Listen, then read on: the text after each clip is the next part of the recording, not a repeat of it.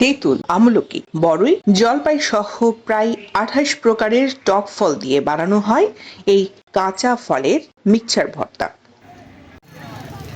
এটি বানাতে আগে ফলগুলোকে ভালোভাবে জাতায় পিষে পরে ভর্তাগুলোতে মশলা মিশিয়ে লোভনীয় করে পরিবেশন করা হয়।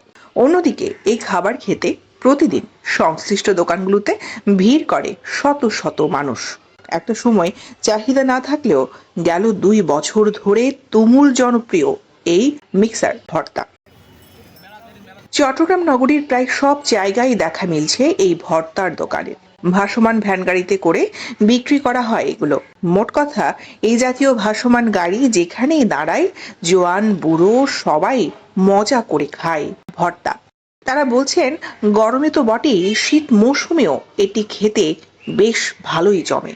বড়ই, তারপরে জলপাই, গাছের মুচি এগুলা দিয়ে বানাইতাম, সবাই একসাথে খাইতাম, মজা লাগতো। হ্যাঁ, খাওয়াবো কি, দেখলেই তো মনে পড়ে। এটার মধ্যে তেঁতুল দিছে, পেয়ারা দিছে, জলপাই দিছে, আমলকি দিছে। তেঁতুল আচার, বড়ির আচার, এগুলো সবগুলো মিক্সার করে একটা আচার বানানো হয়।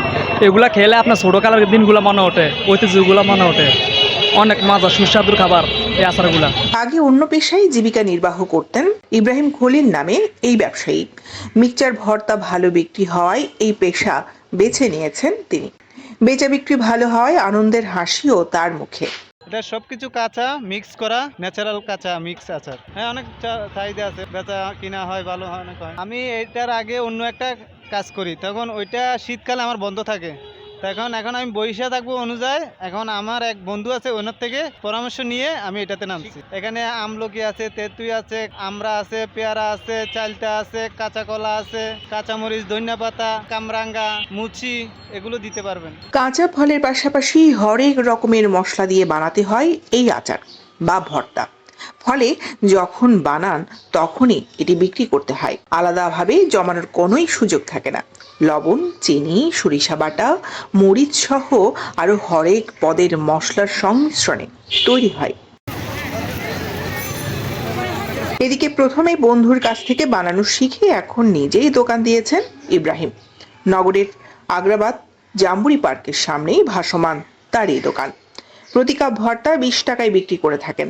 আর এভাবেই প্রতিদিন প্রায় ৬ থেকে ৭ হাজার টাকার ভর্তা বিক্রি করে গড়ে প্রতি মাসে আয় করেন ৫০ থেকে ৬০ হাজার টাকা।